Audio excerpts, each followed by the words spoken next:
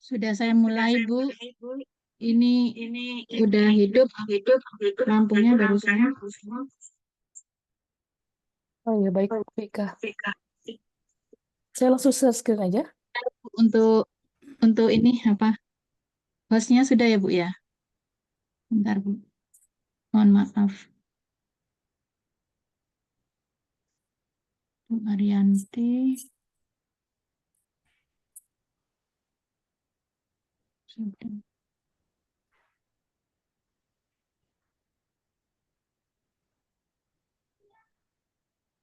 Monggo Bu Arianti bisa dimulai. Langsung? Oke, baik. Ngapunten. Baik.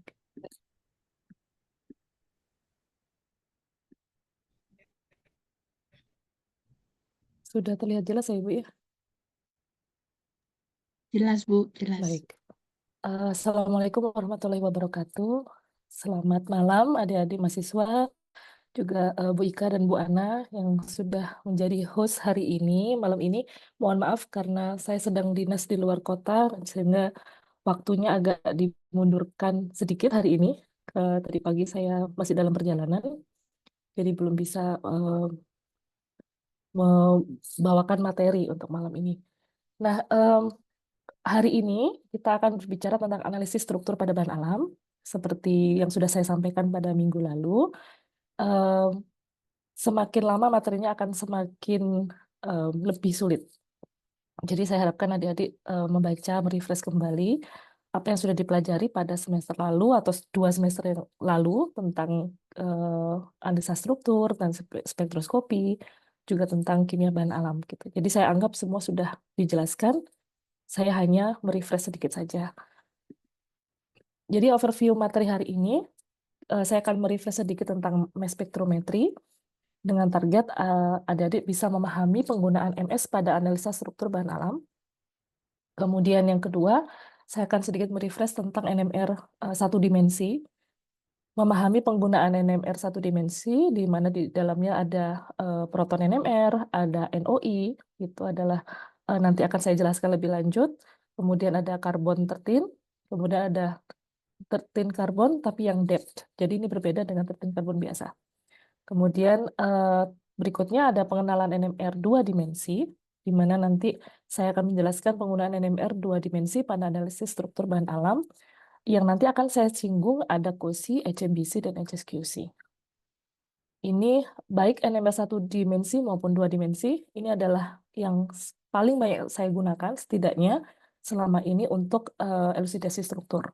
Tapi eksperimen NMR itu banyak sekali, mungkin 2 kali lipat dari ini. Jadi, tapi tidak akan saya terangkan semuanya. Yang terakhir, saya akan mengenalkan tentang X-ray kristalografi. Saya tidak tahu apakah sudah disinggung juga pada materi semester sebelumnya. Nanti saya akan menjelaskan sedikit tentang kristalografi X-ray dan apa sih gunanya untuk analisis struktur bahan alam. Jadi yang pertama tentang spektroskopi massa, mungkin adik-adik juga sudah paham, massa itu adalah massa molekul. Ini merupakan instrumen analisis yang berfungsi untuk mengkuantifikasi senyawa yang telah diketahui atau mendeteksi senyawa yang belum diketahui. Dan tentunya akan membantu elusidasi struktur pada senyawa baru dengan mengetahui berapa massa dari molekul senyawa tersebut. Kemudian spektroskopi massa dapat menghasilkan bermacam-macam ion dari sampel dan dapat memisahkan senyawa yang terkandung di dalamnya berdasarkan rasio massa per muatan atau mass to charge ratio atau M per Z. Jadi nanti akan banyak sekali, sering sekali ditemui M per Z ini ketika kita menganalisa hasil data dari mass spec. Kemudian spektroskopi massa juga dapat merekam kelimpahan relatif dari masing-masing ion. Nah, spektroskopi massa ini memiliki prinsip kerja seperti yang ada dalam bagan. Jadi alatnya itu mempunyai beberapa bagian. Yang pertama yaitu namanya ion source, di mana fungsinya untuk menghasilkan ion. Jadi molekul senyawa kita itu netral. Untuk bisa dideteksi, dia harus punya muatan. Bisa positif, bisa negatif. Nah, ini fungsinya ion source adalah untuk menembakkan muatan itu ke dalam eh, ke, ke dalam molekul senyawa kita. Kemudian nanti ada namanya mass analyzer. Ini ada mensortasi ion. Jadi fungsinya adalah untuk memilah-milah ion berdasarkan misalkan beratnya berbeda-beda gitu ya. Kemudian terakhir ada detektor. Tentu saja fungsinya untuk mendeteksi ion yang dihasilkan. Nah, dari detektor akan dihasilkan prosesor sinyal sehingga menghasilkan kromatogram seperti ini, spektrum massa. Dan bagian bawah ini menunjukkan adalah perbedaan spektroskopi massa berdasarkan ion source-nya. Itu ada dua, yaitu electrospray ionization atau ESI, kemudian matrix assisted laser desorption atau ionization atau MALDI. Kemudian yang dibedakan berdasarkan mass analyzer-nya ada quadrupole, ion trap, termasuk juga orbit trap, dan time of flight. Sedangkan berdasarkan detektornya ada namanya microchannel plate. Nanti akan saya terangkan hanya dua ini. Ada lagi yang tidak saya terangkan, yaitu namanya EI, electron ionization. Itu adalah spektroskopi massa yang paling konvensional. Jadi yang paling awal sekali itu namanya electron ionization. Dia hanya ditembak kemudian dia pecah menjadi beberapa bagian. Itu sudah jarang dipakai kecuali di gas kromatografi. Tapi nanti kalau adik-adik bekerja dengan LCMS misalnya, menggunakan liquid kromatografi,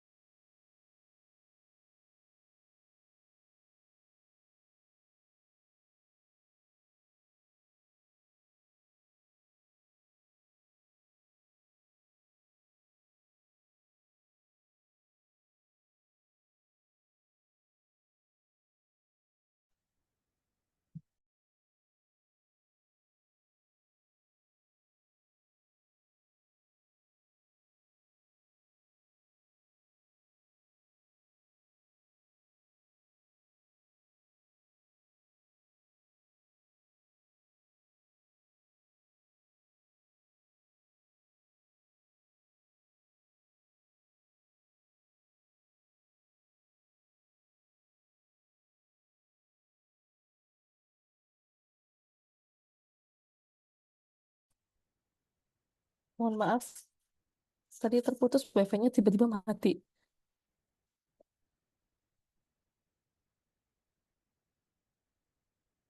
Bentar ya, mohon izin eh, membuka kembali filenya.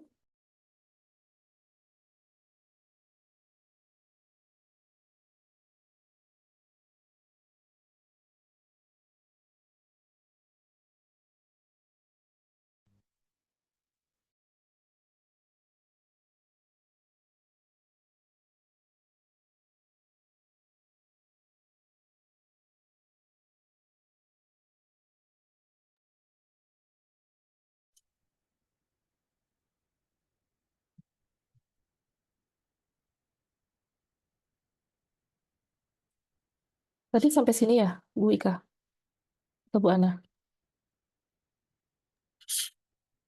Iya, Bu. Terputusnya sampai mana tadi ini ya? Sebelum Baik. ini kayaknya, Bu. Oh, sebelum ini. Oke. Sampai sini. Nah, ini gambar ini, nggih. Oke. Baik, saya ulang dari awal lagi.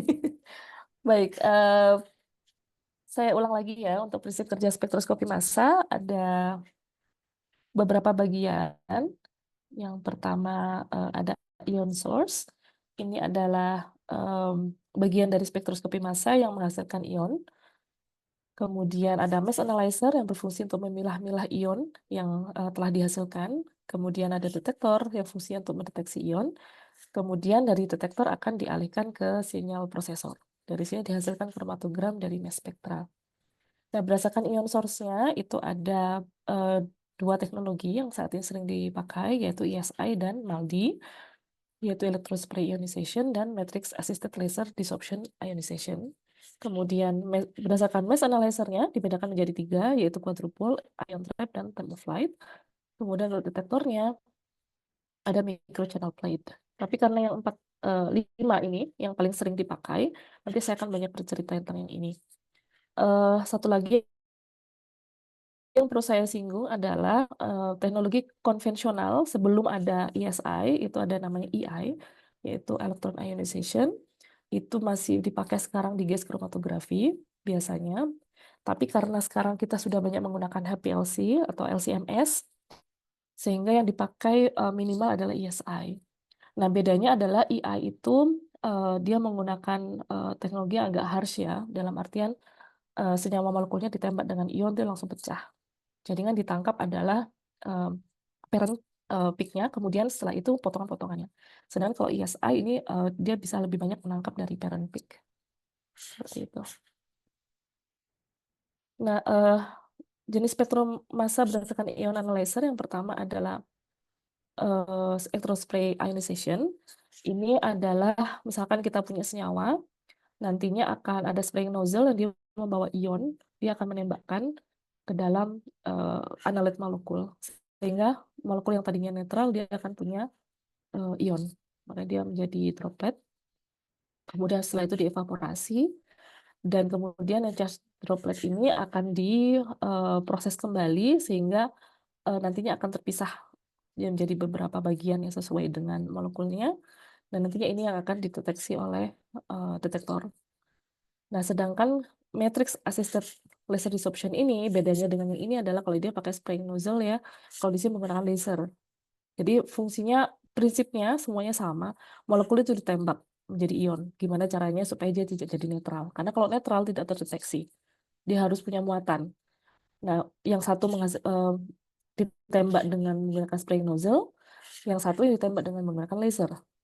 Nanti dia akan mendisort dari lasernya, kemudian akan terjadi eksitasi protein transfer, dan dia akan terpecah menjadi beberapa bagian, baru masuk ke mass analyzer. Jadi inti bedanya hanya di generator ionnya saja antara keduanya ini. Nah, sedangkan untuk mass analyzer, ini mohon maaf ya, gambar sebelah kiri ternyata resolusinya kurang bagus ya. Ini berdasarkan mass analyzer-nya. Jadi kalau saya kembali lagi, tadi bedanya ada dua di sini, sekarang sudah pindah kita ke mass analyzer. Ada tiga, eh, ada tiga spektroskopi massa yang dibedakan berdasarkan mass analyzer-nya. Jadi yang ini namanya quadrupole, karena namanya quadrupole itu berasal dari adanya 4 magnet rod ya, atau apa ya, bahasa Indonesia lebih ke seperti tabung yang panjang silinder gitu. Istilahnya rod, itu dia punya 2 sumber ion dari radiofrekuensi dan satunya dari DC. Nah, nanti dua-duanya ini akan saling tarik-menarik dan dia akan memilah ion berdasarkan mana yang nanti paling stabil gitu trajektorinya. Yang tidak stabil tidak akan terdeteksi oleh detektor, tapi yang stabil itu akan menuju ke detektor. Jadi masing-masing senyawa karena dia punya apa namanya, secara fisik dia akan mempunyai muatan yang berbeda, dia akan tersortasi dengan sendirinya berdasarkan perbedaan muatan. Nah, kalau time of flight ini ibaratnya seperti kalau lari istilahnya, senyawa yang berat molekulnya ringan dia akan terbang duluan, makanya namanya time of flight, flight terbang. Dan sedangkan semakin berat atau semakin besar nantinya dia akan lebih lambat berjalannya. Ketika ditangkap oleh detektor di sini, kecepatannya akan berbeda. Jadi yang terbang duluan, yang berat molekulnya rendah, kemudian sedang, kemudian yang paling tinggi. Nah, yang terbaru dari itu adalah ion trap. Jadi kalau ion trap mirip dengan quadrupole, dia ada 2 sumber ion dari RF dan DC, radiofrekuensi. Kemudian nanti bedanya adalah di sini nanti ionnya itu ada storage-nya. Jadi ionnya kalau yang tadi langsung terbang, langsung pergi ke detektor. Kalau ion trap sesuai namanya, trap artinya ditangkap ya, ionnya akan lama ditahan di sini. Jadi satu-satu keluarnya. Ion trap dan orbit trap sama, bedanya kalau yang satu pakai orbital di sini, yang ini tidak ada orbitnya. Ini resolusinya lebih tinggi daripada ion trap, tapi prinsip kerjanya sama. Nah, kelebihan dari ion trap dan orbit trap ini adalah karena dia ionnya tidak langsung lari detektor, tapi ditahan dulu, Fungsinya adalah ketika ada double mass spec atau MSMS. Jadi kalau spektroskopi massa biasa itu kan kita hanya berat molekul saja gitu ya, parent peak saja. Tapi kalau mass spec kita bisa melihat sampai ke pecahan-pecahannya. Ini biasanya berfungsi contohnya untuk protein atau peptida gitu. Jadi peptida itu adalah eh, kumpulan asam amino ya, rantai. Jadi kalau ada diingat protein itu adalah kumpulan asam amino, peptida adalah potongan-potongan protein. Potongan protein itu memiliki asam amino. Jadi kalau kita mau mencari urutan dari asam amino pada suatu protein, itu kalau kita tidak bisa menganalisa itu hanya menggunakan mass spec biasa seperti yang tadi. Tidak bisa menggunakan time of flight, tidak bisa menggunakan quadrupole, ESI maupun MALDI. Bisanya menggunakan ion trap. Karena dia bisa memilah, memotong-motong asam amino dan kita bisa mengetahui urutan dari asam amino itu. Karena secara runut dia akan berurutan keluar ke detektornya. Seperti itu. Makanya ini banyak dipakai untuk penelitian peptida ataupun metabolomik biasanya. Sebenarnya ceritanya lebih kompleks dari ini, tapi saya berusaha mensimplifikasi supaya adik-adik bisa memahami ya nanti bedanya apa. Dan ketika punya bahan alam, tahu spek apa yang perlu dipakai untuk mendeteksi senyawa yang adik-adik isolasi nantinya, misalnya seperti itu. Nah, apa sih secara umum bedanya dari keempat yang tadi sudah saya sampaikan? Di sini SI tidak ada ya, tapi nggak apa-apa. Empat ini aja dulu, memang ini yang paling advance ya. Kalau ESI tadi saya ceritakan dia bisa dibilang versi kedua dari AI gitu ya. Kalau ini jauh empat-empatnya ini jauh lebih advance daripada ESI biasa. Jadi dari range deteksinya, misalnya quadruple itu maksimal 3.000 em, gram per mol. Ion trap itu bisa sampai 20.000. Makanya tadi saya cerita kalau ion trap bisa sampai ke protein. Time of flight juga bisa sampai 20.000. Kemudian orbit trap ini sampai 6.000. Jadi ini kalau punya peptida di ukurannya di atas 6.000 pakai ion trap, kalau punya peptida di bawah 6.000 pakai orbit trap. Untuk akurasinya, kalau quadruple itu lebih dari 100 ppm deteksinya, jadi ya lumayan medium lah ya. Kalau ion trap itu lebih sensitif eh, di bawah 30 ppm. Kemudian kalau time of flight ini medium 4 sampai 100 dan untuk orbit trap ini sangat sensitif ya, dia 1 sampai 2 ppm. Resolusinya juga untuk quadruple cukup bagus, resolusinya cukup tinggi di bawah 3.000, kemudian ion trap di bawah 5.000, time of flight cukup lebar 5.000 sampai 40.000, dan orbit trap di atas 140.000. Kemudian scanning rate-nya sampai 0,5 sampai 4 Hz untuk quadruple, untuk ion trap 1 sampai 10 Hz. Kemudian time of flight-nya sampai 2.000 Hz, jadi cukup luas, cukup lebar scanning rate-nya. Kemudian orbit trap bisa sampai 12 Hz. Untuk kuantifikasi, jadi misalnya adik-adik nanti mau kuantifikasi kadar kurkumin misalnya di dalam kunyit gitu ya, dan punya standarnya misalnya, itu bisa dilakukan, terutama untuk yang metabolomik ya penelitiannya. Jadi untuk quadruple itu eh, kuantifikasinya baik hingga sangat baik. Jadi biasanya kalau memang kuantifikasi, pakailah quadruple. Tapi diingat-ingat juga masanya jangan lebih dari 3.000 gram per mol. Kemudian ion trap ini tidak bagus untuk kuantifikasi, walaupun mungkin nanti bagus untuk peptida, mungkin fungsinya lebih ke kualitatif. Jadi hanya mendeteksi asam aminonya apa, tidak sampai menghitung beratnya atau rasionya, persentasenya, tidak sampai seperti itu. Kemudian time of flight itu medium sampai baik, kemudian orbit trap medium. Untuk handlingnya, quadruple dan ion trap ini mudah. ESI itu paling mudah. Time of flight bisa mudah, bisa juga cukup menyulitkan mungkin ya kalau sudah mulai agak panjang peptidanya. Kemudian untuk orbit trap-nya lebih sulit. Kalau cost-nya yang paling murah quadruple, sementara orbit trap paling mahal. ESI lebih murah lagi. Jadi kalau hanya sekedar untuk sehari-hari, misalkan untuk latihan, untuk mahasiswa gitu ya, hanya sekedar tahu aja, ESI itu sudah cukup dibeli misalnya oleh universitas atau kampus sebagai bahan untuk latihan gitu. Nah, yang tadi saya sampaikan itu hanya prinsip kerja dari spektroskopi massa. dari hasilnya, kemampuannya dalam mendeteksi itu dibedakan menjadi dua eh, metode utama ya. Yang pertama LRMS atau low resolution mass spectrometry, kemudian yang HRMS atau high resolution mass spectrometry. Yang LRMS sesuai namanya, karena dia low resolution, maka dia hanya bisa mendeteksi hingga 2 angka di belakang koma.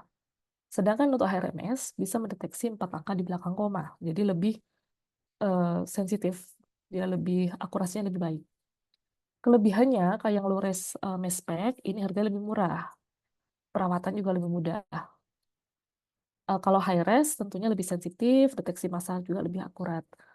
Untuk penggunaannya, untuk yang low res biasanya untuk screening. Jadi misalnya kalau kemarin kita ekstraksi atau sesudah vaksinasi, kita bisa menggunakan LRMS. Tapi kalau sudah senyawa murni, kita biasanya menggunakan HRMS. Kenapa ini penting menggunakan HRMS? Karena contoh yang di kanan ini ya, kita punya massa misalnya 128 tanpa mengetahui koma di belakangnya, itu sebenarnya bisa beberapa senyawa. Bisa senyawa dengan formula C8H16O punya massa 128,12018. Tapi C10H8 mempunyai massa 128,06264. Dua-duanya terdeteksi RMS. Maka ketika kita punya RMS, yang mana yang paling mendekati adalah itu most likely adalah senyawa kita. Tapi kalau kita hanya punya low res mass spec, dia hanya menghasilkan 128, misalnya 0,1. Kalau 0,1 ini masih tanda tanya ini yang atas atau yang bawah kira-kira yang paling sesuai gitu ya. Tapi kalau kita punya high res, ini biasanya sudah lebih akurat dan tidak ambiguous. Jadi ketika kita punya paper, kita harus melampirkan hasil high res mass spec dari senyawa kita. Kenapa sensitivitasnya harus dicek sampai sedemikian rupa? Karena di dalam keadaan sebenarnya massa atom dari masing-masing um, karbon, oksigen, nitrogen, dan hidrogen itu tidak bulat. Walaupun kita biasanya menghitungnya pembulatan. Jadi kalau karbon itu pasti 12, kalau oksigen itu 16, hidrogen itu 14, hidrogen itu 1. Tapi real di lapangan itu kan tidak bulat. Jadi 12,00, 15,9949 dan seterusnya. Inilah ya, koma-koma ini yang apabila akumulasi itu akan membedakan di belakang komanya ini. Nah, sebelum saya masuk ke NMR, mungkin ada yang mau ditanyakan dulu?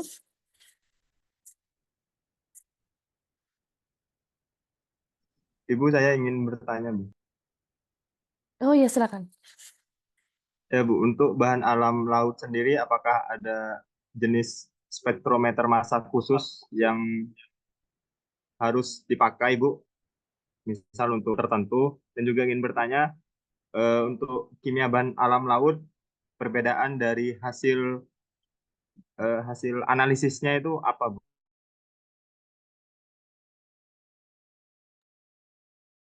Eh, Baik, yang pertama tidak ada bedanya antara laut ataupun non laut karena ketika kita sudah eh, menginjekkan sampel kita ke mass spec itu biasanya sudah dia melewati vaksinasi ya setidaknya.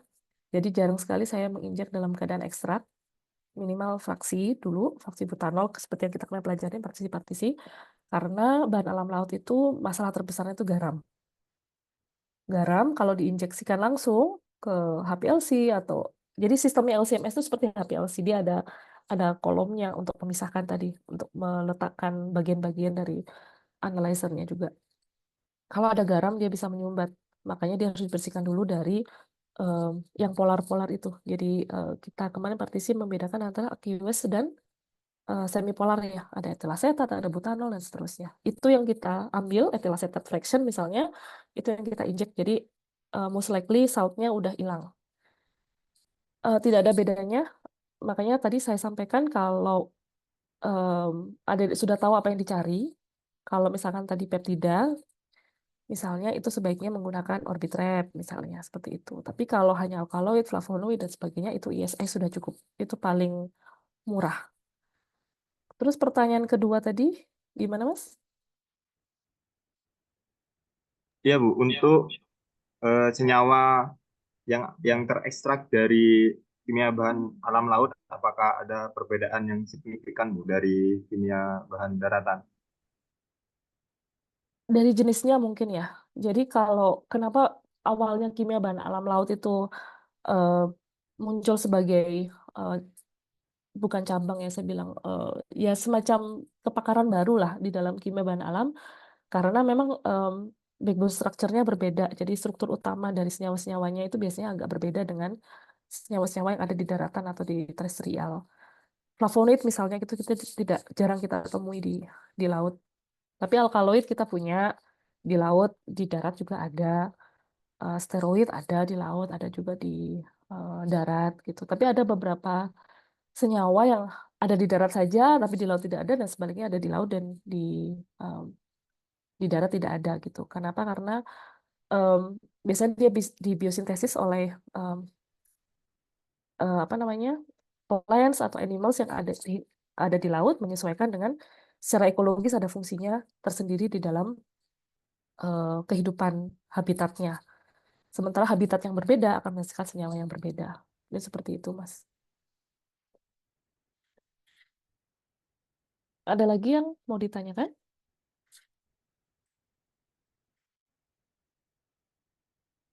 Kalau tidak ada, saya lanjut ya. Nah, semoga yang saya sampaikan bisa dipahami ya, adik-adik ya. Gitu. Nanti kalau masih kurang paham, silakan membaca-baca lagi. Eh, saya sudah menyampaikan dengan bahasa yang paling gampang gitu untuk dipahami karena nantinya kalau udah ketemu dengan spektrum massa agak membingungkan gitu ya. Nah, yang berikutnya lebih membingungkan lagi ada em, spektrum yang lain namanya NMR yang akan sangat banyak digunakan ketika menggunakan kimia bahan alam terutama sekarang. Jadi kalau yang tahun lalu maaf minggu lalu saya cerita tentang IR, UV itu adalah spektrum yang kami gunakan mungkin di tahun 50-an, 60-an waktu awal-awal NMR belum ada. Dan NMR dulu masih resolusinya rendah sekali, mungkin 60 MHz. Kemudian naik lagi menjadi mungkin 120 MHz dan seterusnya. Sekarang NMR itu sudah minimal sekali, itu 300 itu pun sudah jarang kita temui. 400 yang paling banyak, habis itu 500, 600, ada 750, terus sekarang sudah ada 900 MHz. Jadi selama let's say mungkin 50 60 tahun terakhir teknologi NMR itu sudah sangat secara eksponensial sudah sangat berkembang dan semakin tinggi electric field-nya yang dihasilkan megahertz-nya tadi, dia semakin sensitif, resolusinya semakin bagus dan dia bisa melihat lingkungan dari struktur senyawa yang kita punya. Jadi lebih sensitif untuk membedakan posisi senyawa, posisi struktur dari karbon, proton dan seterusnya.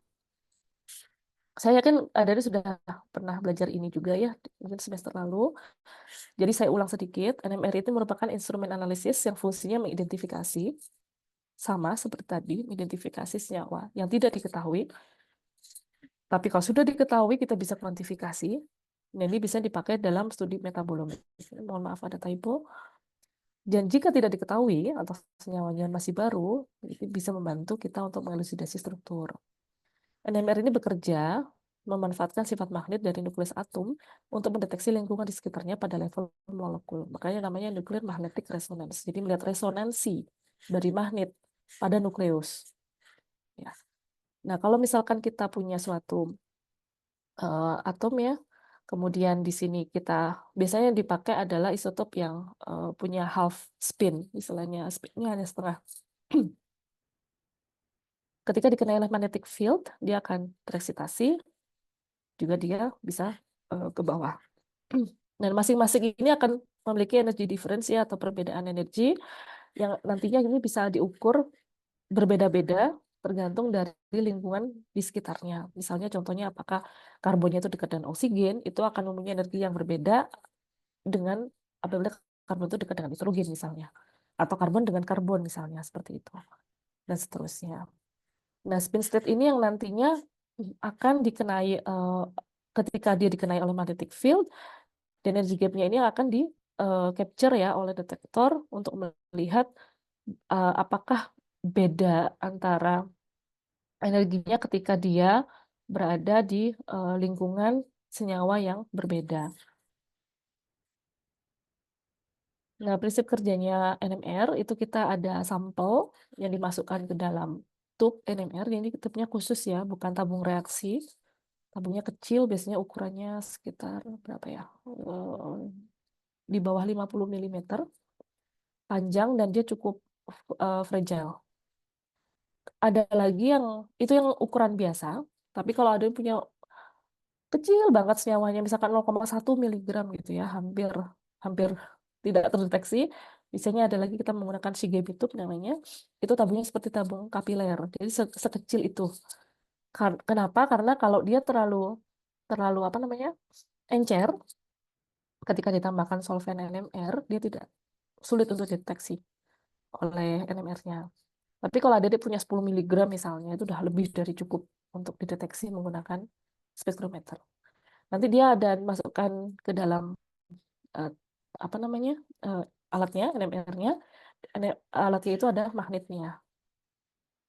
Nanti magnetnya ini akan mengeluarkan electric field dan menembak si senyawa yang ada di dalam tube. Kemudian nantinya akan dihasilkan spin state yang tadi, berdeteksi oleh detektor, dan akan keluar sebagai kromatogram. Nah, NMR satu dimensi itu ada beberapa jenis, banyak jenisnya, cuman saya hanya akan menyampaikan 4 saja. Yang pertama namanya paling banyak digunakan itu proton NMR. Ini bisa mendeteksi semua proton, multiplisitas, integrasi, dan pergeseran kimia dalam suatu molekul. Dan proton NMR ini karena dia spin state-nya setengah ya, dan dia kena satu isotopnya, maka dia paling mudah dan bisa dikerjakan misalkan dalam waktu 3 menit. Kalau punya 10 miligram, 2-3 menit sudah cukup untuk mendeteksi. Nah, kemudian sudah itu ada namanya NOI, Nuclear Overhauser Effect namanya. Itu mendeteksi interaksi proton-proton berdasarkan jarak. Jadi bukan ikatan. Ini nanti diperlukan ketika adik-adik memerlukan informasi tentang stereochemistry dari senyawanya. Jadi tidak hanya 2 dimensi ya, kita sudah melihat senyawa dalam 3 dimensi. Kemudian ada karbon NMR. Nah, proton dan karbon 13 itu kelimpahannya berbeda jauh. Yang satu di atas 90%, yang satunya cuma 1%, jadi kebalikan. Karena dia 90% lebih kelimpahannya, maka dibutuhkan waktu sedikit untuk mendeteksi, untuk menangkap tadi spin gap-nya tadi, energi yang dihasilkan dari eksitasi tadi. Berbeda dengan karbon. Karena karbon 13 itu hanya 1%, yang paling banyak karbon 12 ya, yang paling stabil, maka dia memerlukan waktu yang lama sekali untuk bisa akuisisi data. Jadi ini kalau ada punya banyak, itu mungkin butuh waktunya bisa 6 jam. Tapi kalau tidak punya banyak, di bawah 10 miligram, atau tergantung electric field yang kita punya ya dari alat kita, itu bisa seharian. Jadi kalau saya biasanya bisa mulai jam 7 malam, baru saya kolek datanya besok paginya, jam 9. Jadi hampir 14 jam. Karena senyawa saya biasanya di bawah 5 miligram. Nah, ini juga paling umum digunakan, ini harus dikerjakan. Karena kalau kita tidak mungkin tidak mengelusidasi struktur kalau tidak punya data karbon. Ini kemampuannya adalah untuk mendeteksi semua karbon yang punya proton. Jadi karbon terprotonasi dan pergeseran kimianya dalam suatu molekul. Nah, biasanya sampai sini sudah cukup. Proton, karbon. NOI ini mungkin kita butuhkan, mungkin juga tidak. Kalau misalnya senyawanya gula gitu ya, misalnya bisa kita nggak perlu NOI lah. Udah tahu kalau gula glukosa pasti segitu-segitu aja gitu ya, karbonnya dan protonnya gitu. Tapi kalau senyawa itu baru dan kita tidak tahu stereochemistry-nya, baru kita pakai ini. Nah, DEPT itu dipakai untuk mendeteksi multiplisitas karbon untuk membedakan CH, CH2, dan CH3. Biasanya yang jumlah protonnya ganjil, CH dan CH3 dia nanti dibedakan menghadap ke atas peak-nya, sedangkan untuk CH2 dia menghadap ke bawah. Nanti akan saya contohkan di belakangnya.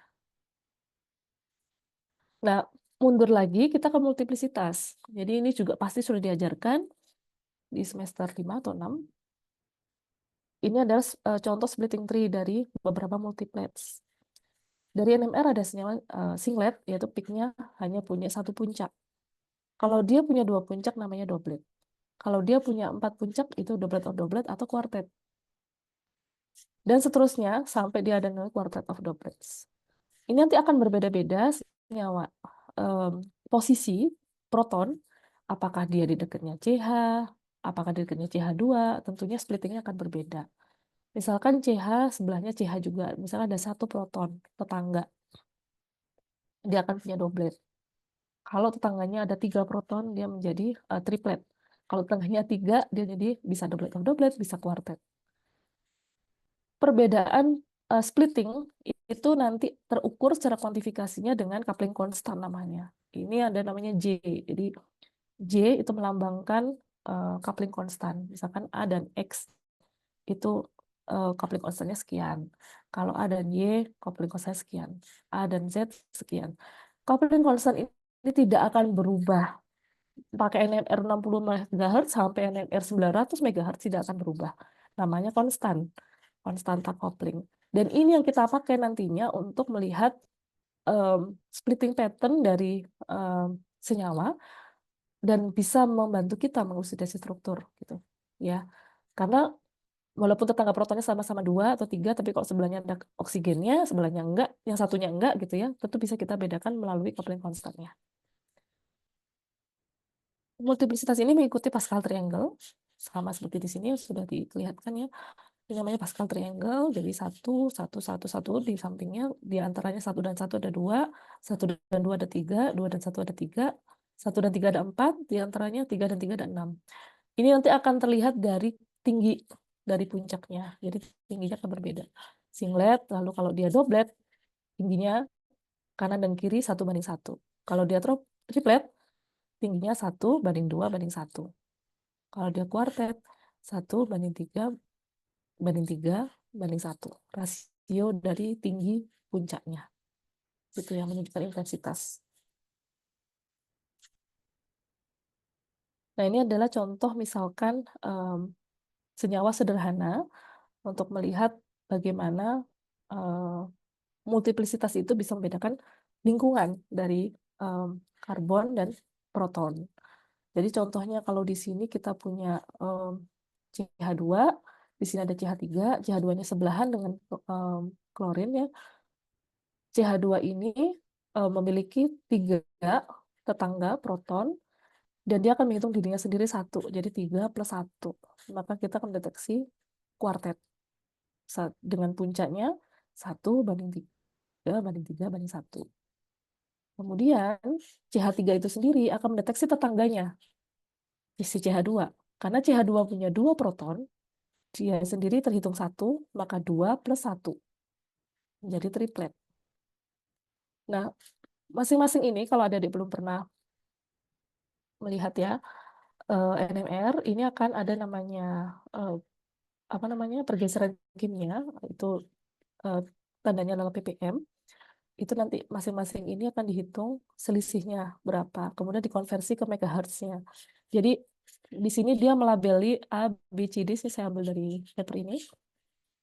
A, B, C, D, peak labelnya ditandai A, B, C, D, dan seterusnya. Kemudian ada ppm-nya dihitung 3,7, 3,66, 3,54, dan seterusnya. Nanti selisihnya bisa dihitung. Jadi J atau coupling konstan tadi misalkan antara frekuensi peak C dan D di sini itu selisih jaraknya itu adalah sekitar 7,06 Hz. Dan seterusnya sama menghitungnya.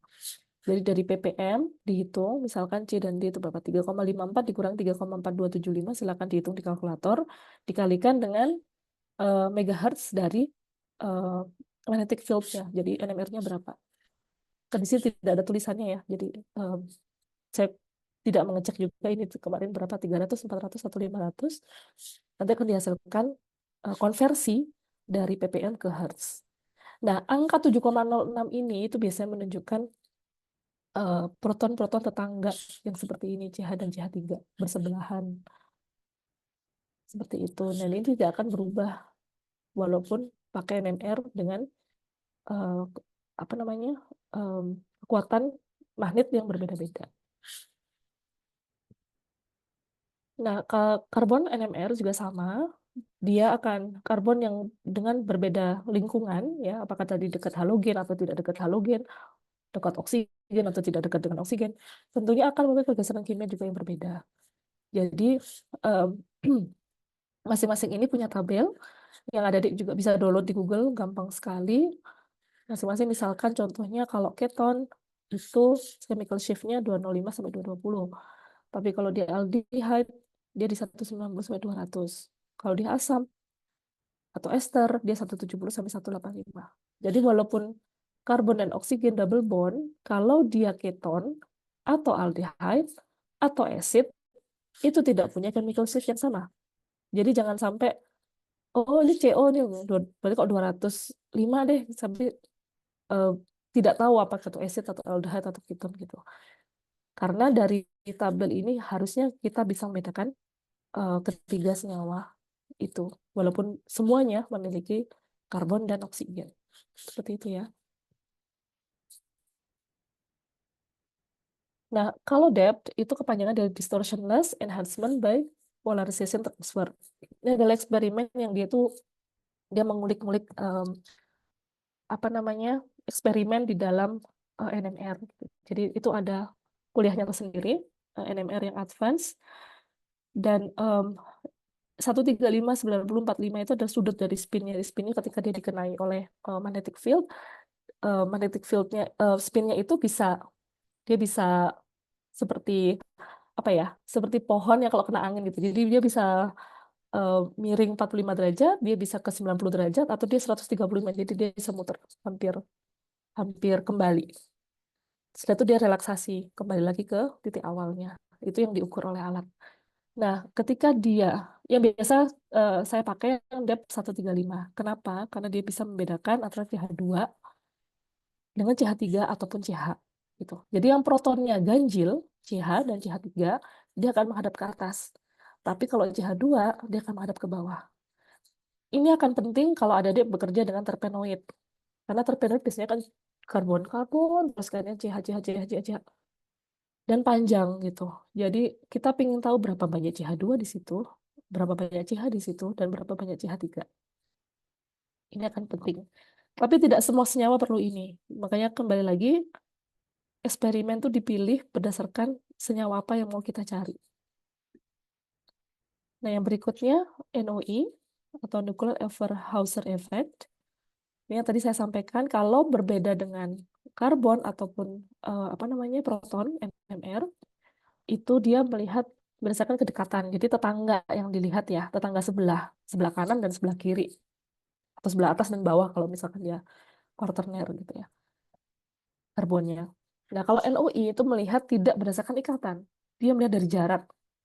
Jarak antara misalkan proton yang ada di NH sini dan CH3 yang ada di sini. Dia bisa membedakan kalau kita mau NOI, bagaimana membedakan antara posisi misalkan CH3 di sini dan di sini. Kita lihat apakah CH3-nya hadapnya ke bawah atau ke atas. Kalau ke atas, kita bisa misalkan mengiradiasi salah satu proton, baik NH ataupun CH3. Biasanya yang diiradiasi yang CH3, karena NH biasanya agak besar broad ya, peak-nya itu tidak lancip, dia agak broad karena dia mudah bertukar dengan deuterium. Itu adalah solvent NMR yang kita pakai. Kalau dia bisa diiradiasi CH3-nya, lalu nanti salah satu dari peak-nya itu akan jadi makin tinggi, contohnya seperti di sini. Kalau kita iradiasi di sini, yang ini lebih tinggi daripada proton NMR yang biasa, maaf di sini, maka ini akan berdekatan. Tapi kalau posisinya terbalik, walaupun kita iradiasi CH3-nya, misalkan NH-nya tidak akan, peak-nya tidak akan meningkat. Tapi yang meningkat justru proton yang ada di sini, yang posisinya orto terhadap NH-nya ini. Gitu. Jadi membedakan antara dua senyawa dengan posisi yang berbeda. Sama halnya juga seperti ini, misalnya kalau kita satunya punya apa namanya ekuatorial, satunya aksial, yang ini aksial, kita iradiasi sesama yang aksial. Misalkan kita iradiasi yang protonnya sebelah sini. Kita mau lihat posisi H yang merah itu aksial atau ekuatorial. Kalau kita iradiasi di sini, kalau dia posisinya aksial, dia akan terdetek. Dia akan meningkat ini ya, peaknya ini, intensitasnya akan meningkat. Tapi kalau dia aksial, maaf, dia ekuatorial, kalau H ini proton yang sebelah sini kita iradiasi, dia tidak akan terdeteksi. Jadi sampai sini semoga jelas ya. Oke, kembali lagi berbeda dengan yang tadi. Kalau yang tadi dia posisi berdasarkan ikatan, kalau proton NMR dan karbon, kalau NOI itu berdasarkan jarak, bukan ikatan. Mungkin sampai sini ada pertanyaan dulu, karena masih satu dimensi.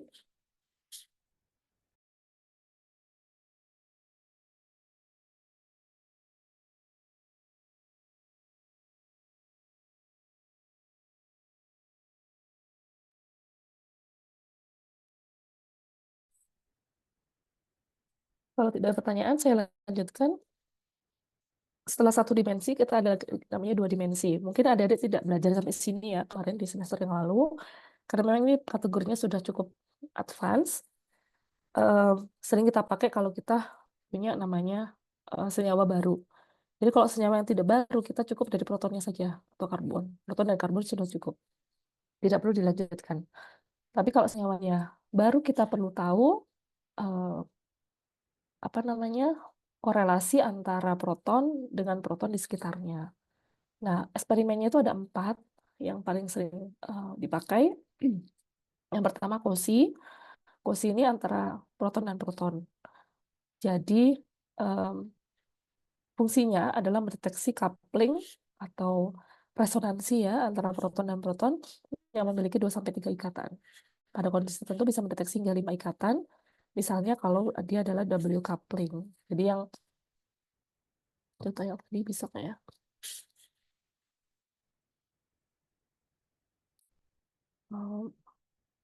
nggak bisa, contohnya ini nggak bisa dicontohkan. Maaf. Biasanya kalau aksial seperti itu bisa dilihat W coupling-nya. Kemudian NOSI itu mendeteksi coupling antara proton-proton yang memiliki kedekatan jarak. Jadi sama seperti tadi, cuma bedanya dua dimensi. Dia iradiasinya bukan satu-satu, tapi langsung serentak. Jadi semua proton akan terdeteksi. Kemudian HSQC itu mendeteksi coupling antara proton dan karbon yang memiliki satu ikatan. Contohnya, mungkin contohnya adalah kalau CH2 dan CH3 di sini, dia bisa melihat proton di tempat dia, HSQC. Kalau HMBC dia bisa melihat sebelahnya, ke CH2 dan ke CH3. Nah, HMBC ini mendeteksi proton dan karbon yang memiliki 2-3 ikatan. Jadi secara komplementari atau saling melengkapi, eksperimen satu dimensi dan dua dimensi itu digunakan menentukan struktur senyawa dalam 2 dimensi saja dengan konfigurasi yang relatif. Jadi bukan mutlak ya, ini relatif. Nah, ini sayang sekali saya menggunakan Canva dan sepertinya tidak bisa coret-coret ya. Itu saya nggak tahu caranya. Oh bisa, oke. Jadi misalkan A dan B, kalau Cauchy itu dia bisa melihat proton antara A dan B, tapi B tidak bisa melihat C. Jadi kalau misalkan, saya bisa melihat ya.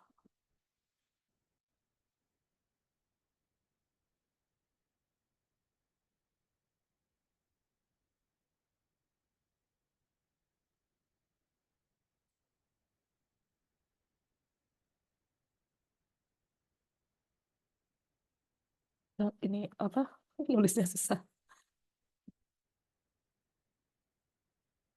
Cauchy itu bisa melihat tetangga sebelahnya, jadi dia bisa melihat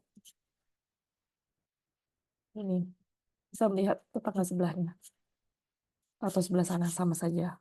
Jadi kalau kita lihat di sini, misalkan sudah ditandain ya, ini sebagai apa namanya ABC, A itu ada di let's say 1,1, C-nya di 2,2, B-nya di 2,5. Nanti kalau dua dimensi, kenapa dia dua dimensi? Itu adalah kita punya dua proton NMR. Ini proton NMR yang sama, hanya dilihat di dalam dua dimensi. Kalau tadi kan kita hanya melihat sisi ini saja ya untuk protonnya. Kalau ini dilihat dari dua-duanya. Jadi kita punya X dan punya Y. Misalkan B itu akan mempunyai cross peak atau titik temu dengan A. Jadi A, proton yang ada di sini, dia akan punya titik temu dengan proton B. Ini menunjukkan bahwa dia berdekatan. Dan ini terkonfirmasi dari splittingnya sebenarnya. Karena dia A ini apa namanya punya triplet, maka dia punya tetangga memiliki dua proton plus satu, jadi punya dia sendiri 3. B itu CH2 yang punya dua proton, punya tetangga yang memiliki 3 proton plus satu punya dia sendiri, maka terdeteksi menjadi kuartet atau 4 dan memiliki cross peak.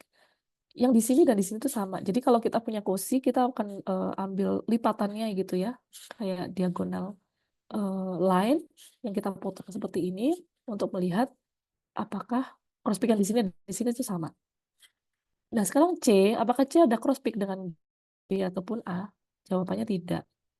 Kenapa? Karena dia jauh jaraknya. Jadi kalau kita kembali lagi ke yang tadi ya, itu ini keluar terus ya. Kosi itu hanya mendeteksi antara proton-proton yang memiliki 2-3 ikatan. Tapi lebih dari itu dia tidak bisa.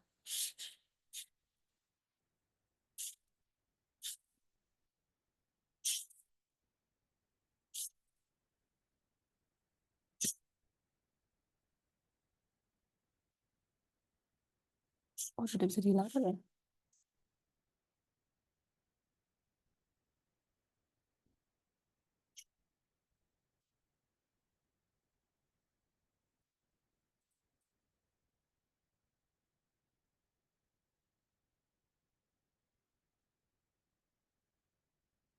Di sini mudah dipahami ya. Nanosi ini tadi kembali lagi, ini adalah melihat ke jarak. Ini sama seperti tadi, proton dan proton. Ada dua bagian, X dan Y. Ini X-nya, ini Y-nya.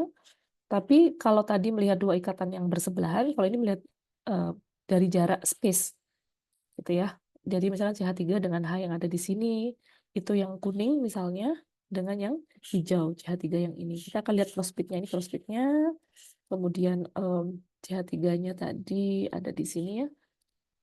Ini CH3-nya, hijau ini dan hijau ini sama. Dan dia akan melihat ada cross peak dengan yang apa namanya yang orange. Jadi yang ini. Yang orange dengan yang merah juga akan ada cross peak-nya. Misalkan ini dan ini. Jadi nanti akan ada apa namanya semacam titik temu yang dia akan terlihat apabila dia berdekatan secara jarak, dan biasanya jaraknya itu kurang dari 3 angstrom. Jadi mirip sekali dengan NOI. Kalau NOI itu proton satu saja, hanya X saja, maksudnya tidak dua dimensi, hanya satu dimensi. Kalau NOSI itu 2 dimensi. Tapi intinya sama. Kalau yang tadi diradiasi satu-satu, kalau ini langsung diradiasi semua. Jadi sekali iradiasi itu kita langsung bisa mendeteksi mana yang berdekatan gitu. Kalau yang tadi itu satu harus diiradiasi. Kalau yang merah diiradiasi, nanti yang muncul yang orange. Kalau yang biru diiradiasi, nanti yang muncul yang misalkan yang biru tua. Dan itu berarti kan harus eksperimen yang berbeda ya. Jadi kalau di sini misalkan ada beberapa titik ya, ada 1, 2, 3, 4, 5, kita harus mengiradiasi 5 proton. 5 eksperimen yang berbeda. Kalau masing-masing misalkan 1 jam, maka mengerjakannya bisa 5 jam. Sebenarnya kalau NOSI ini lebih singkat, 1 jam sudah, atau 2 jam gitu ya, sudah selesai dan semua teriradiasi. Jadi tidak perlu dipilah-pilah. Itu kelebihannya NOSI. Nah, HSQC ini adalah untuk melihat karbon dan proton yang berdekatan. Jadi misalkan yang merah ini karbonnya dia punya 1 proton, dia akan memiliki misalnya protonnya di contohnya merah ini ya. Kalau yang merah ini di 7,5 protonnya. Kemudian dia ada cross peak-nya di karbon 130 sama 140. Oh, berarti karbon yang di 130 ppm ini mempunyai proton yang berikatan dengan dia, posisinya di 7,5. Begitu juga dengan yang orange, misalkan orange yang di sini. Dia punya pergeseran kimia di 6,5 dan karbonnya itu ada di 100, kemudian 110 dan juga 120. Maaf, 115 seperti itu. Jadi dari sini kita tahu karbon mana mengikat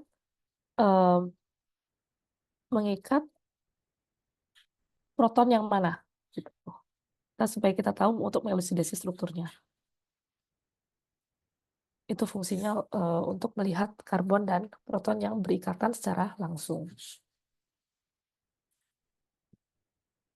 Nah, HMBC itu mendeteksi mirip dengan HSQC, dia proton dan karbon. Jadi kalau tadi COSY itu proton dan proton, X-nya proton, Y-nya proton, NOSI X-nya proton, Y-nya proton, HSQC dan HMBC X-nya proton, Y-nya karbon. Kalau HMBC seperti ini misalnya, oh ini nggak ada itunya ya. Saya lupa nggak dikasih huruf di sini. Misalkan CH3 yang F itu kan dia di 1,2 ppm.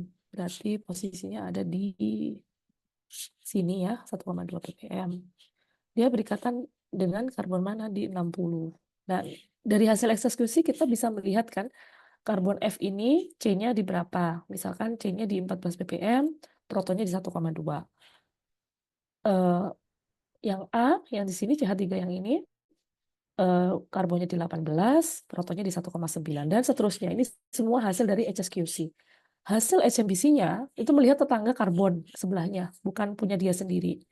Jadi yang F, yang di sini CH3, protonnya itu mendeteksi karbon tetangganya, si E. Yang C mendeteksi proton di C, mendeteksi karbon di B atau di A. Yang B mendeteksi karbon yang C dan A. Yang A protonnya mendeteksi karbon B atau mungkin C. Tapi intensitasnya akan berbeda. Jadi semakin jauh intensitasnya juga akan semakin lemah gitu ya. Tapi di sini untuk kemudahan penjelasan semua intensitasnya sama. Seperti itu. Jadi bisa dipahami ya beda antara HSQC dan HMBC. HSQC melihat karbon dan proton langsung yang berikatan langsung, satu ikatan, C dan H. Kalau HMBC itu bisa 2 atau 3 ikatan. Jadi menghitung ikatan itu dari proton ini, misalkan B ke A, 1, 2. 1, 2. Atau 3 ikatan. 1, 2, 3. Dia bisa mendeteksi D. Nah, misalkan B ini di 6,95. Jadi di sini B. B itu akan bisa mendeteksi di 145. Itu proton B itu sendiri. Kemudian ada di 143 punyanya si C yang ini, karbon yang ini, dan juga 168 punyanya D. Nah, tadi saya sudah sampaikan. 1, 2, atau 1, 2, 3 akan terdeteksi. Jadi nanti kita bisa tahu karbon mana yang berdekatan dengan karbonil atau dengan ester yang di sini, atau karbon mana yang dekat dengan CH3. Jadi tidak ambigu walaupun dua-duanya sama-sama CH. Seperti itu ya.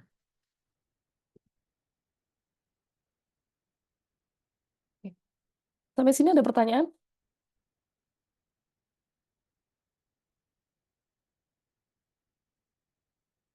Atau sudah pusing?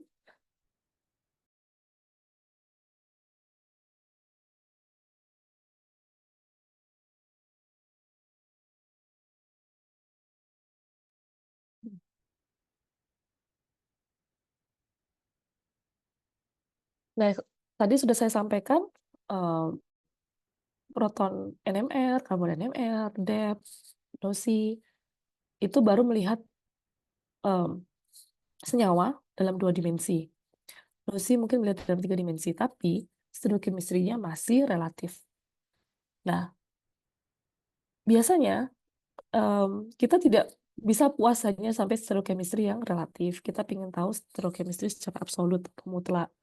Dan disitulah perlu adanya pendekatan lain ya, metode yang lain, yaitu metode kristalografi X-ray.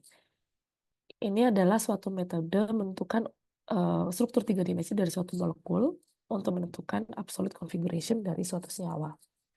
Biasanya digunakan untuk senyawa berukuran besar seperti protein, namun bisa juga diaplikasikan untuk senyawa lebih kecil. Kenapa protein itu paling gampang? Karena ukurannya besar, jadi dia mudah dikristalisasikan. Tapi senyawa kecil, seperti yang biasa saya kerjakan, itu sulit. Jadi nggak semua senyawa punya kemampuan untuk dikristalkan. Ya. Tapi kalau ada bisa isolasi senyawa, kemudian isolasi senyawanya murni, kok habis gitu bisa dikristalografikan, itu keren banget. Karena bisa tahu senyawanya unambiguous itu tidak ada lagi keraguan ya, karena kita sudah tahu struktur 3 dimensinya gitu, tidak terbantahkan lagi gitu. Tapi kalau NMR, walaupun sekarang sudah sangat baik ya, sudah sangat canggih, kemungkinan salah itu pasti ada, namanya juga manusia ya, kemampuannya untuk mengelusidasi struktur pasti ada kekurangan atau ada beberapa gugus fungsi atau urutan karbon yang mungkin tidak terselesaikan dengan baik dengan NMR. Nah, di situ kita perlu namanya X-ray. Kalau adik-adik punya kristal senyawa, mungkin kalau pernah ambil kimia anorganik, saya tidak tahu ya. Berarti kimia anorganik sering sekali membuat kristal, itu kristalnya akan punya seperti ini walaupun ukurannya kecil sekali ya. Nanti akan ditembak menggunakan X-ray, nanti akan ditaruh di dalam alat gitu yang di-mounted istilahnya, menggunakan lem tertentu, kemudian di puncaknya itu seperti jarum, ya jadi kristalnya itu nempel di jarum gitu, nanti dia akan ditembak dengan X-ray, menghasilkan difraksi. Difraksi nanti ditangkap semuanya sampai beberapa ribu titik gitu ya, sehingga nanti akan terbentuk electron density map. Dan nanti akan ada software tertentu yang dipakai untuk kita bisa melihat atomic model dari density map yang kita punya. Jadi di situ kita bisa tahu kira-kira posisinya secara 3 dimensi seperti apa. Seperti contohnya apakah dia aksial atau ekuatorial, dia menghadap ke atas atau menghadap ke samping, dia R atau S atau E atau Z, itu semuanya akan terlihat dengan 3 dimensi. Kalau misalkan saya punya kristal, apa bisa Bu langsung saya tembak X-ray tanpa harus NMR? Bisa. Bisa saja. Kalau senyawanya kecil, bisa dilakukan. Nah, ini adalah salah satu senyawa yang saya isolate beberapa tahun yang lalu, dan kebetulan bisa dikristalkan, walaupun senyawanya kecil sekali sebenarnya ini. Dan kita sebenarnya secara NMR sudah terelusidasi ya dengan baik ya. Cuman karena kebetulan bisa dikristalografikan juga, bisa dikristalkan, dan bisa dianalisa, sementara dari paper-paper sebelumnya mereka tidak pernah melaporkan kristal, jadi saya melaporkan senyawa ini menjadi dalam bentuk 3 dimensinya. Jadi kita bisa lihat di sini misalkan di titik C14, apakah dia menghadap ke depan atau ke belakang, itu akan terlihat dari 3 dimensinya. Ini sebenarnya ini sisi yang menggunakan NMR, ini adalah hasil dari kristalografi. Misalkan H1 dan H5 itu yang satu hadap ke atas, satu hadap ke bawah. Jadi sudah sesuai dengan 2 dimensinya. Itu terlihat dengan jelas di sini. Kemudian asetat dengan CH3 di 15 juga berlawanan arah, kelihatan di sini atas dan bawah, siapa yang ke bawah, siapa yang ke atas, kelihatan. Sama halnya juga dengan metil 14 yang ke bawah, asetatnya yang ke atas atau lebih ke flat sih dia. Sebenarnya nggak sampai ke luar gitu, tapi dia hanya flat. CH3 yang 14 yang ke belakang kertas ya. Jadi yang tadinya kita propose menggunakan NMR seperti ini, itu ternyata secara kristalografi dibuktikan bahwa propose structure kita betul gitu ya. Nah, saya hanya menyentuh kristalografi hanya supaya adik paham ya, bahwa jalurnya untuk melakukan elusidasi struktur itu ya cukup panjang gitu ya. Beberapa komponen yang perlu diketahui itu pertama kali kita harus tahu berat molekulnya dulu. Itu kayak informasi pertama yang kita harus punya. Sesudah itu berapa jumlah protonnya, seperti apa jenis protonnya, apakah CH, CH2, CH3. Itu bisa kita ketahui dari eksperimen proton NMR. Kemudian jumlah dan jenis karbonnya. Itu diperoleh dari eksperimen karbon NMR, bisa ditambahkan dengan DEP ataupun tidak. DEP itu opsional, jadi tergantung dengan senyawa yang kita punya ya. Tadi saya contohkan senyawa saya terpenoid, jadi dia hanya CH3 dan CH2, CH2, CH2, CH2, panjang sekali. Baru itu baru ada oksigen di ujung. Nah itu biasanya saya memerlukan DEP untuk mengetahui posisi urutan CH2. Kemudian kita perlu mengetahui konektivitas antar proton yang berdekatan, itu dari eksperimen Cauchy. Kalau kita ingin tahu karbon dan proton yang berdekatan, satu ikatannya, itu menggunakan HSQC. Kalau kita ingin melihat karbon dan proton tetangga satu sama lain, antara 3-5 ikatan, itu kita peroleh dari HMBC. Nah, sesudah kita punya dua dimensinya, kita ingin tahu nih, tadi posisinya, apakah hadap ke depan, hadap ke belakang, R, S, atau aksial ekuatorial, kita bisa menggunakan coupling konstan, bisa juga menggunakan NOESY atau NOE. Sudah kita punya tadi gambar dua dimensinya, kalau bisa dikristalkan, kita bisa punya konfigurasi yang absolut. Kalau sudah tidak terbantahkan, ya sudah, itu sudah ultimate ya, sudah sampai situ gitu. Jadi kalau sudah absolut sudah bagus sekali, sudah oke. Seperti itu. Kemudian yang terakhir untuk kita takeaways hari ini, jadi tadi saya sudah mengulang beberapa bagian terkait dengan mass spec dan NMR untuk merefresh. Saya tidak menyentuh IR, juga tidak menyentuh UV, karena sekarang sudah cukup dari NMR dan mass spec saja kita sudah bisa elusidasi struktur. Dan itu akan, kalau adik-adik akan banyak bekerja dengan isolasi, akan banyak bekerja dengan NMR dan mass spec. IR dan UV itu hanya opsional saja. Tadi untuk menentukan elusidasi struktur senyawa dalam dua dimensi, kita menggunakan kedua spektrum tersebut. Metode lain yang dapat digunakan untuk mengetahui struktur chemistry dari suatu senyawa bisa juga menggunakan teknik sintesis. Dan teknik sintesis ini kalau adik-adik bisa misalkan nanti membandingkan hasil sintesis kimia dengan hasil dari isolat murni dibandingkan NMR-nya.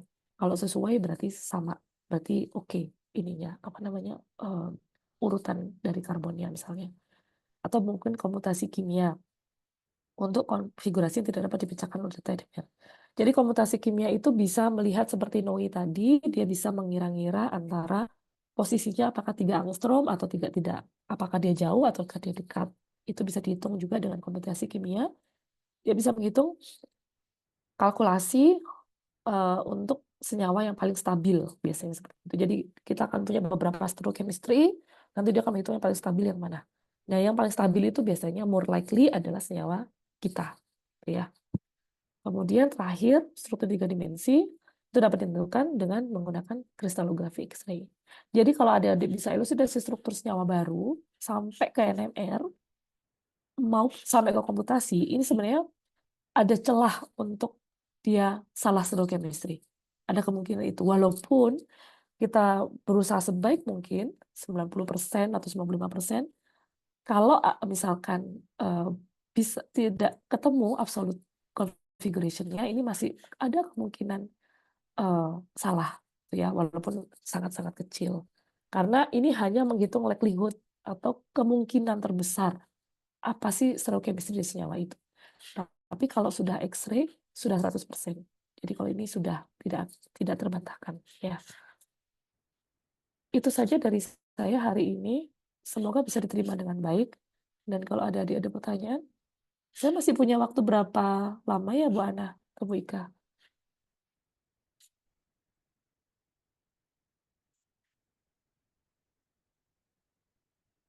Silakan adik kalau ada pertanyaan. Masih ada 20 menitan. Berapa menit Bu? Maaf. Sekitar 20 menit, Bu. Oh, masih lama. 25. Iya. Oke.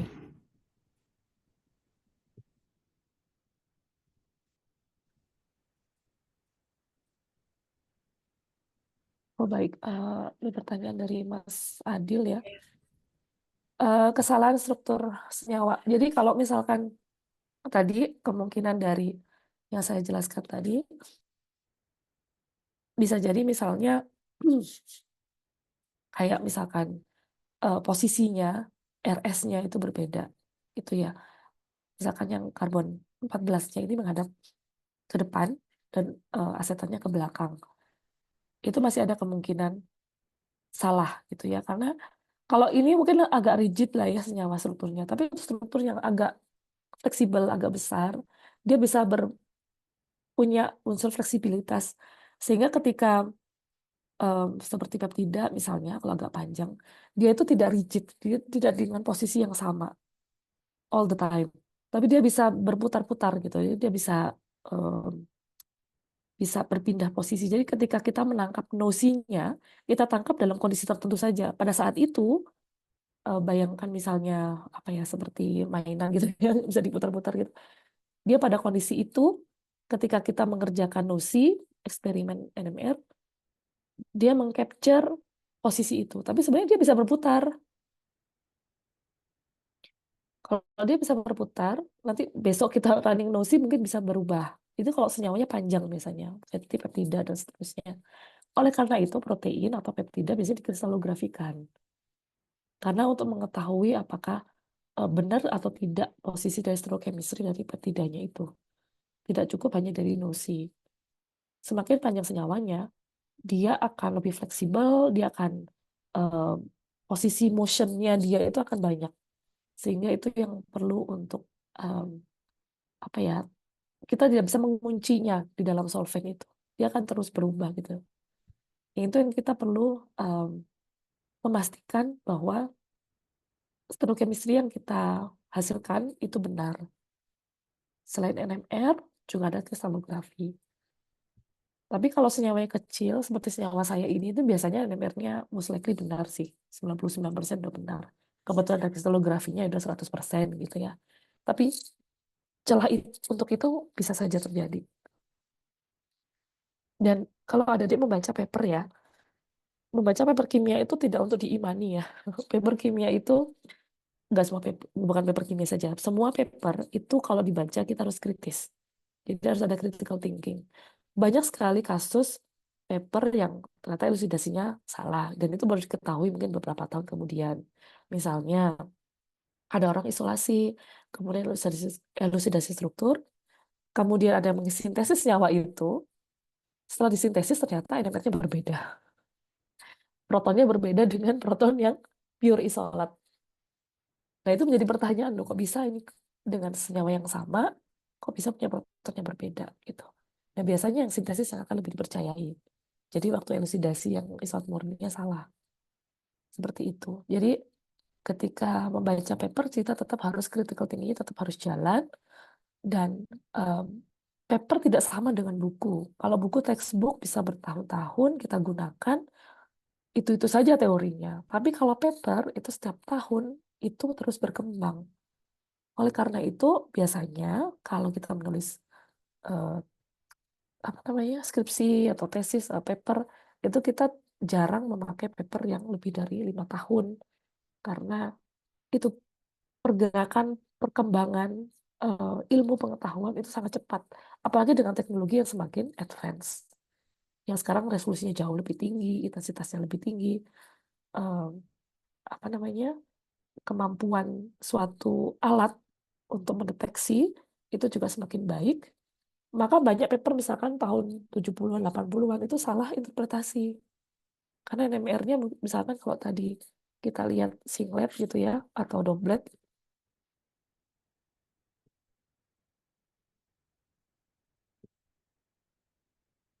kalau mereka mungkin keluarnya bisa seperti ini, misalkan, mungkin kalau tahun 60-an, 70-an, ini nggak terlihat seperti ini, tapi terlihat broad peak saja. Jadi J atau konstantanya tidak terdeteksi, sehingga itu bisa lead to conclusion yang salah. Seperti itu. Oke. Ada lagi pertanyaan yang lain? Ya Bu, izin bertanya Bu. Silakan Mas. Bu, untuk senyawa besar seperti protein kan tadi menggunakan kristalografi Bu. Tapi kalau senyawa besar yang berulang seperti polimer dan kawan polimer itu bagaimana Bu? Kalau soal elusidasi strukturnya, apakah ada perlakuan khususnya? Kalau saya sendiri belum pernah mengerjakan untuk polimer ya. Maaf.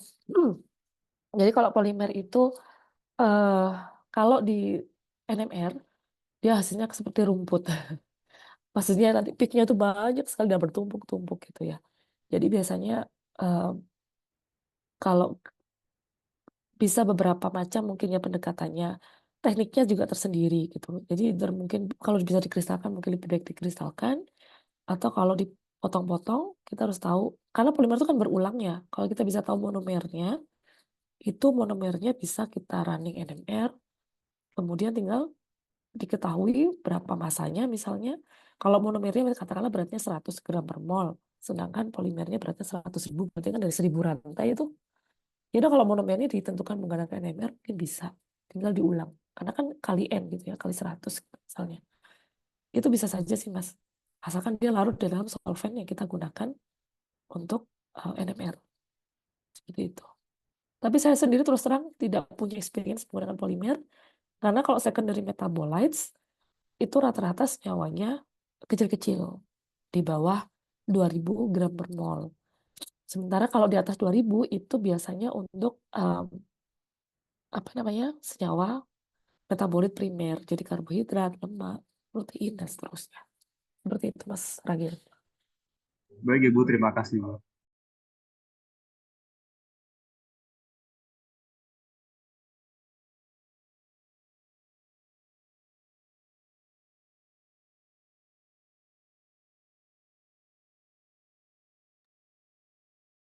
Lagi pertanyaan? Mohon maaf ya suara saya agak serak.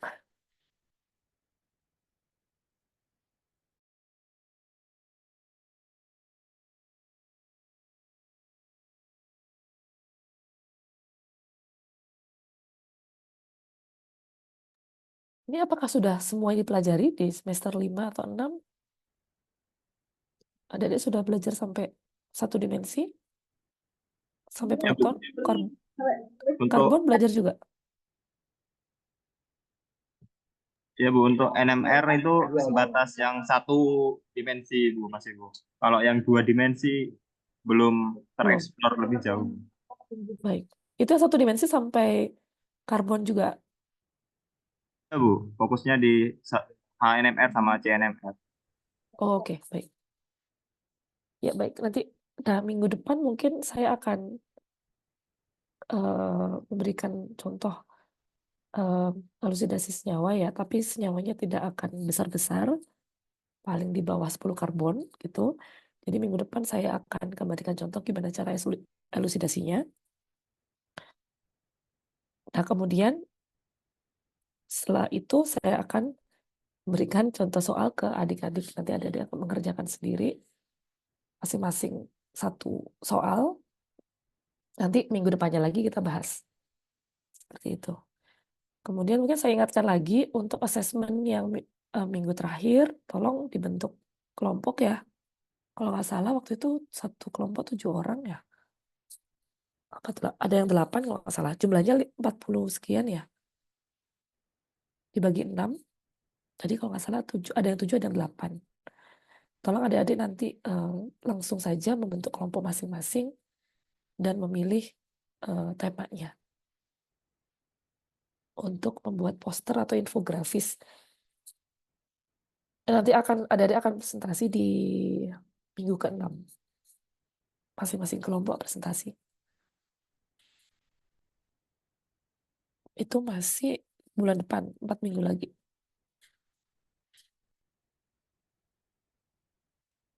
Ada lagi pertanyaan lain?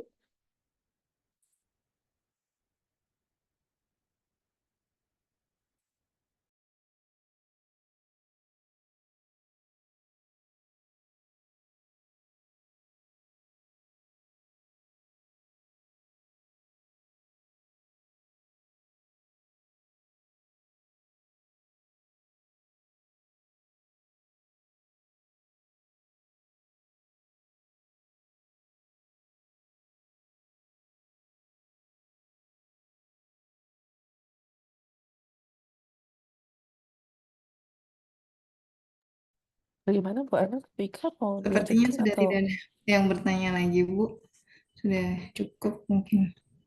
Udah paham semua. Insya Allah ya, semoga sudah paham. Jelas banget sih tadi yang disampaikan Bu Arianti.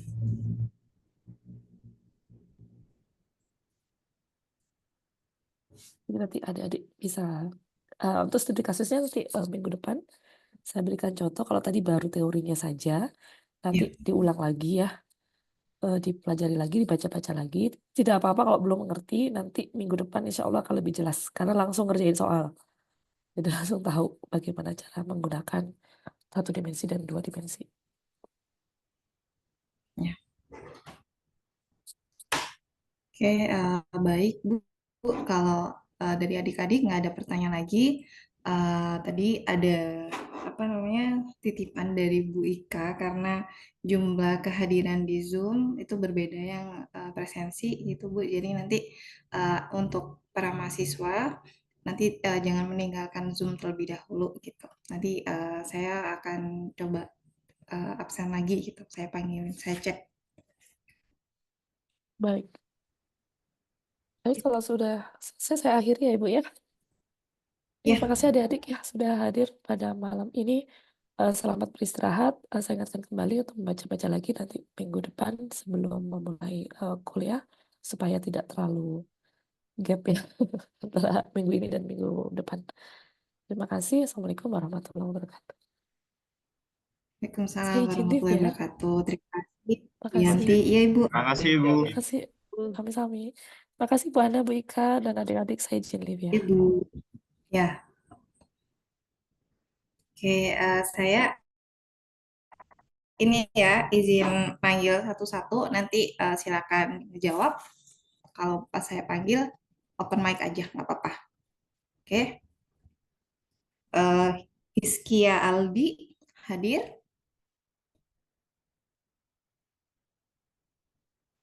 Hadir. Ya. Apakah hadir di Zoom? Hizkia nggak ada ya? Oke. Abdul Latif.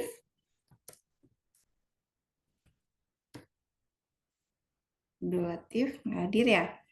Khairun Nisa. Hadir, Anida. Bu. Hadir, Bu.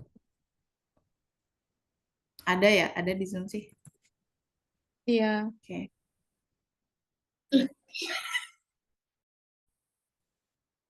Oke. Arda Madalena. Ada? Nggak ada ya? Hadir, Bu. Adinda Dewi. Oke. Muhammad Zainur Ridho. Oke, ada ya. Zainur. Gali Yusuf Akbar. Nggak ada. Septiana. Septiana Khalifatur Robaniah. Hadir, Bu. Oke. Putri Suraya Muharromah. Putri. Nggak ada ya? Chalesda Aprilianti. Hadir, Ibu. Oke. Merdieta Amelia. Merdieta tadi izin ke saya, Bu. Kalau Zoom-nya connecting terus, nggak bisa join. Oke, terima kasih konfirmasinya. Muhammad Zidni Irfan. Hadir, Ibu. Ada ya? Oke. Rizka Amalia. Apakah hadir? Nggak ada. Oke. Yuanita Nanda. Hadir, Bu. Ada ya? Oke. Riza Fadila. Hadir, Bu. Hadir. Dinda Venesia. Hadir, Ada Bu. nih di Zoom. Oke. Lina Sunhaji. Hadir, Bu. Siap. Sally Rahmadiana, Hadir, Bu. Safira Zulfa,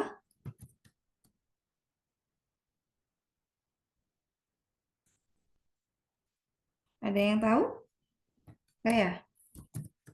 Ada ya? Muhammad Ragil Ainur Rahman. Oh ya, hadir tadi yang nanya tadi ya. Oke, Elsa Rani Apriana. Hadir, Bu. Oke, Della Aulia Safitri. Hadir, Bu. Nur Maghfiro Putri Aryani.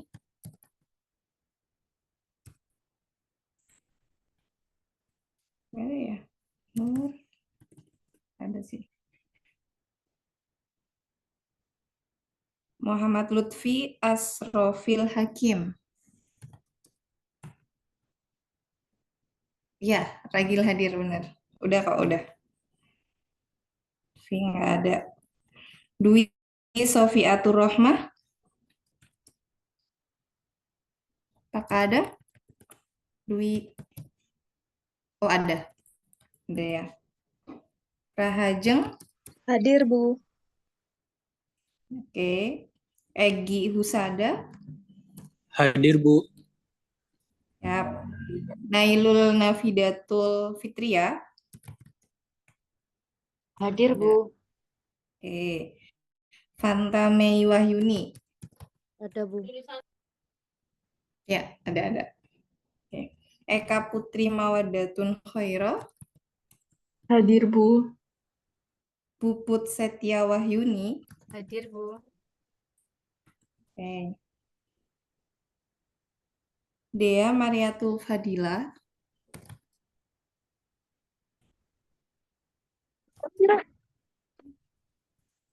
Dea? Enggak ada ya? Oke. Cantika Angel Putri.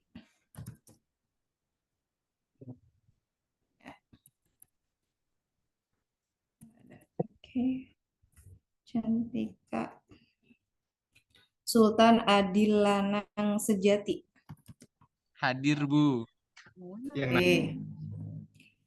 Mariana. Hadir tadi kayaknya. Hadir ya? Ada, Bu. Ya. Oke. Salsabila Baizura. Nggak ada. Fiona. Fiona hadir. Oke. Ya, nggak apa-apa. Sabrina Claudia Anggraini Putri.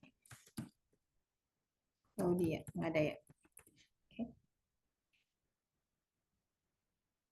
Oke, sudah. Ya. Terima kasih. Ada yang belum saya panggil? Kayaknya ada yang baru join juga ya. Atau tadi gabung Zoom ya sama temannya. Oke, udah. Terima kasih untuk waktunya. Selamat istirahat. Saya akhiri. Assalamualaikum warahmatullahi wabarakatuh. Waalaikumsalam. Waalaikumsalam warahmatullahi wabarakatuh. Assalamualaikum warahmatullahi wabarakatuh. Terima kasih, Bu.